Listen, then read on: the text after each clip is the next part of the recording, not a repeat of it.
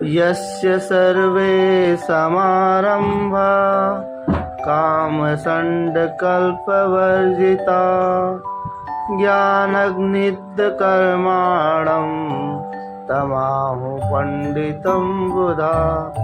वेद में भी है कि ऋते ज्ञानात्र मुक्ति, ज्ञान के बिना मुक्ति नहीं है। इस प्रकार यह बोध शब्द भी उस परमात्मा का ही एक संबोधन है, एक विभूति है।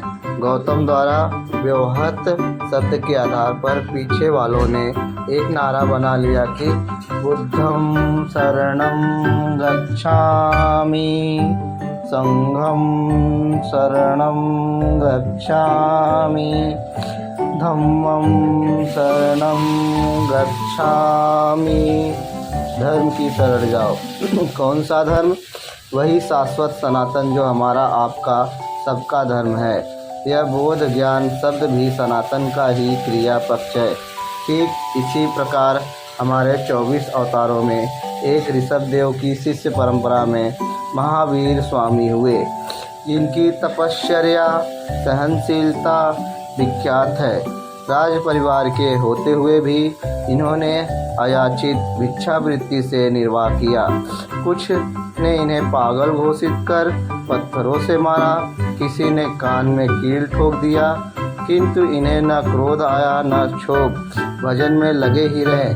उन्होंने जब उस स्थिति को पाया तो निर्णय दिया कि आत्मा ही सत्य है, शाश्वत है। कठोर तपस्या के द्वारा, इंद्रिय संयम के द्वारा, तीर्थ स्वरूप महापुरुषों अर्थात तीर्थंकरों की सेवा द्वारा, इसी कर्म द्वारा उसे प्राप्त किया जाता है। उसे खोजो। उनकी विचारधारा को जैन कहकर पृथक धर्म माना जाता है, जबकि आत्मा और कर्म का ठीक यही सिद्धांत गीता में है कि आत्मा ही सत्य है, सनातन है, और उसे जानने के लिए किसी तत्वदर्शी के शरण में जाओ। जीव अयन स जैन। अयन कहते हैं घर को। इस जीवात्मा को अपना घर, अपना शाश्वत स्वरूप प्रदान करने का व्रत, जीवात्मा को अपना घर, अपना शाश्वत स्वरूप प्रदान करने का व्रत जैन विचारधारा है। यह मिलता है जिन बनने से, जितेंद्रीय बनने से, केवली बनने से, कैवल्य परम पद प्राप्त करने से। यही भगवान श्री कृष्ण भी कहते हैं कि हृदय में स्थित ईश्वर की शरण में जाओ, तद प्रसाद परम शांति स्थानम प्राप्स्य शाश्वतम। उसकी कृपा से तुम उस स्थान को प्राप्त कर लोगे जो शाश्वत है।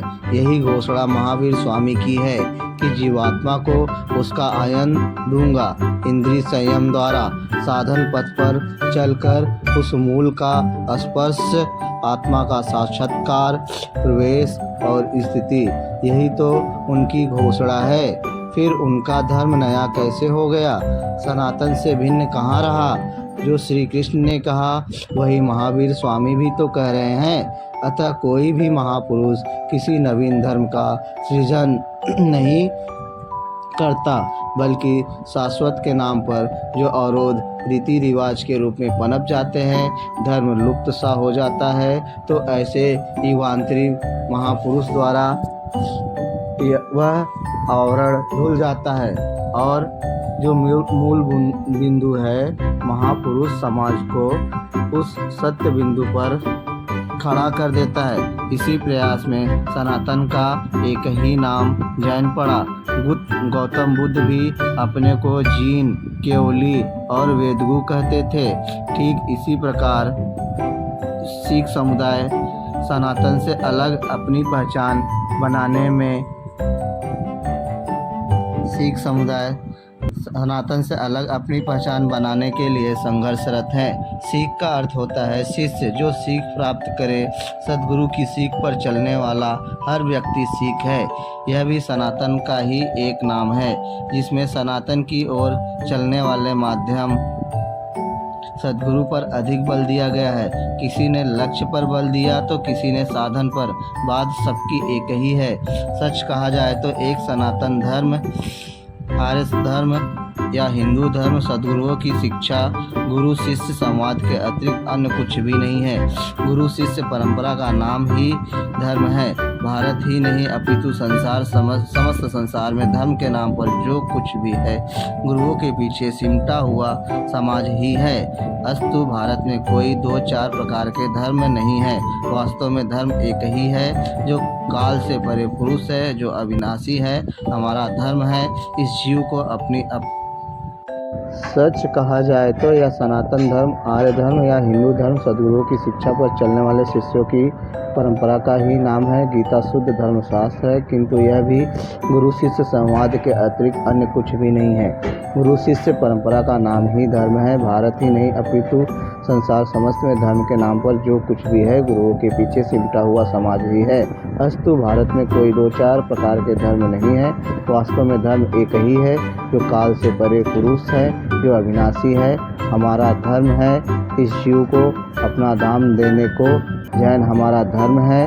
परमात्मा सच बोध करना हमारा धर्म है। सद्गुरुओं के पद चिन्हों का अनुसरण करके उस तत्व में प्रवेश पाना हमारा धर्म है। यही गुरु नानक ने कहा कि एक परम प्रभु ही सत्य है। इसके अतिरिक्त सृष्टि में जो कुछ भी है सब अस्तित्वहीन है, नश्वर है। अतः एक परमात्मा का ही सुमिरन करना चाहिए। सिमरहु सिमरई सिमरई सुख पावहु, कलि कलेश तन माहि मिटावहु। अर्थात सुमिरन करो, क्योंकि सुमिरन करके ही सुख पाने और क्लेश मिटाने का विधान है। तो किसका स्मरण करें? सुखमणि साहेब में नानक कहते हैं, सिमरहु जासु विशंभर एके, नाम जपत अनगनत अनेके। उसका स्मरण करो जो विश्व भर का अकेला ही भरण पोषण करने वाला एक ही, यद्यपि उसके नाम अनंत है, अनेक हैं, तो उसे क्या कहकर पुकारे? कितने नाम जपे? कहते हैं वेद पुराण स्मृति सुधाक्षर किन्हें राम नाम एक अक्षर। वेद पुराण स्मृति इत्यादि सभी एक राम नाम की देन है, किनका एक जिसु जी बसावे, ताकि महिमा गनी न आवे।